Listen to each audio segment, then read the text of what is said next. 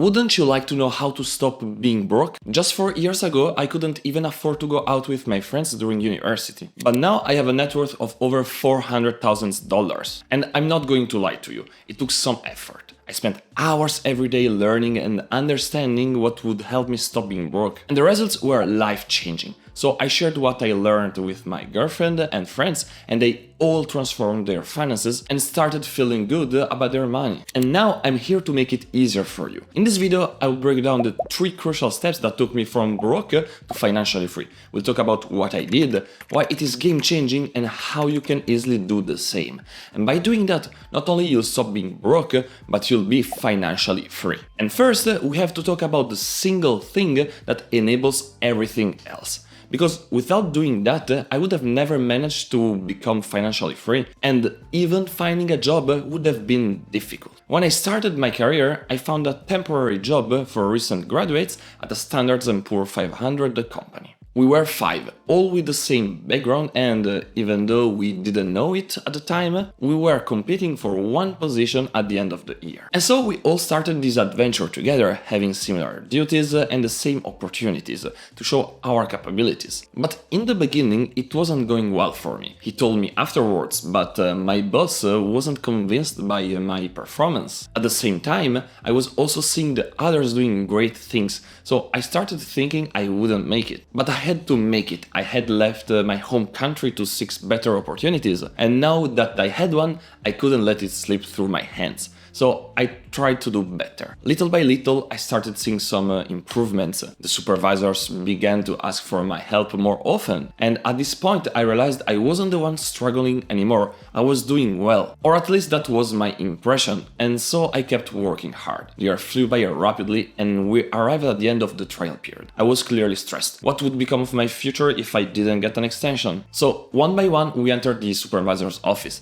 And you know what? I was the one that got offered a permanent contract. I had made it, and I was really surprised. At the beginning of the year, I thought I wouldn't make it. But in the end, that year became the foundation of the job stability I needed to build my finances. But now the question, why was I the one that received the permanent position? We had the same background, I am not a genius, and in the beginning I was the one struggling. There is actually one single thing that made the difference, and in my opinion it will have a huge impact on whatever you do in your life. The difference was that I was learning and improving myself all the time. I was not only listening to the feedbacks my colleagues and I were receiving, I was acting based on them. I was always trying to learn the skills I felt I was missing, as well as the skills I saw my supervisors had. So, despite being behind in the beginning, I learned a lot over the year, and this made me get better every day, while the others didn't do the same. So, by the end of the year,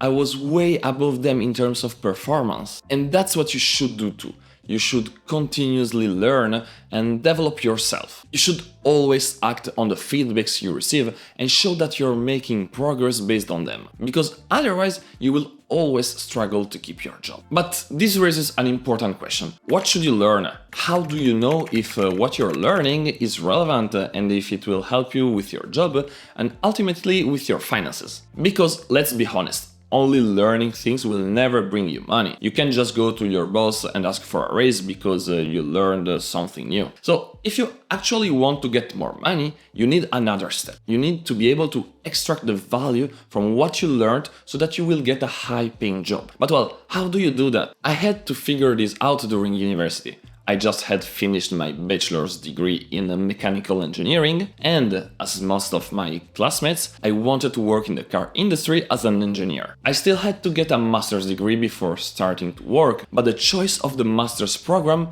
would have influenced my future job and life, so I really needed to understand more about it. Out of curiosity, I started researching what I could do to work in the car industry as a mechanical engineer. I was browsing Glassdoor and LinkedIn to check the different opportunities, and that's when I discovered that the pay for a mechanical engineer wasn't as good as I thought. But okay, it is a starting position, I thought, so it's normal. But then I also discovered that the growth potential was not that high, and this completely changed my ideas. Thanks to this research, I understood that if I wanted to have enough money to live the life I wanted, I needed more than what a mechanical engineer job would offer me. And that's why I decided to specialize in production management, which had a much higher earning potential. And this choice clearly paid off, as my overall compensation is now basically 2 times more than what I've been offered as a mechanical engineer just 4 years ago. So what's the point I want to share? You don't have to just learn, you have to learn the skills that will actually lead you to a high-paying job. Knitting will not, but programming will. This is how you will extract value from what you learned. So just understand which skills are required for a high-paying job and develop those. You can easily find these skills on LinkedIn, for example. So now you know you need to develop these skills which will make you a candidate for a high-paying job. But how do you actually get it? The competition must be fierce, right? I had a guy on my team that was the perfect example of what not to do. He had very good skills and he was highly motivated, so we started his trial period. He really seemed like the perfect fit for the position. Then, little by little, we started noticing things. He wasn't listening, he kept making poor decisions, he wasn't learning, and he wasn't accepting any advice my supervisors and I were giving him. So, despite his great skills, we had to end his trial period negatively. Why? Because his attitude was terrible. And if your attitude at work isn't good, you will never land a good job, no matter how competent you are. This is why whatever you do, there are some soft skills you must develop, like decision making, giving and receiving feedbacks, leadership, selling yourself, and many other skills. This is what will put you above the competition and land you a high-paying job quickly. So, if you manage to do that, it is not a question of if you will have a high-paying job, but when. And this means that already at this point, you will not be broke anymore and that you will be able to enjoy your money. But this is true only on the moment. Maybe 5 years after, you will struggle again and find yourself broke. Because having a high-paying job is not a guarantee to always have money. You will never be financially free just by having a high-paying job. This is why you absolutely must follow this last step if you want to enjoy your money for your whole life. Take my example. I've been earning very good money over the last 4 years, and next year I will leave my job to spend 1 full year traveling in Asia. Obviously, it is expensive and I'll still have to pay for the travel, so how am I going to do it? Well, imagine that without working, next year I'll make more money than I'll need to travel Asia for 1 year. This means that despite stopping to work, I'll still earn more than I'll spend. And this thanks to one single thing that I've been doing regularly over the last years: investing. And that's exactly what you should do to ensure that in the future you will always be financially free. Because over time you will see your money growing more and more to the point that it will be your first source of income. But now, how do you actually invest? It's super simple. Just start investing in a diversified ETF like VOO, which represents the Standard & Poor's 500 index. This is the reference for the stock market, and imagine that on average, since its inception, it's returned 10% per year.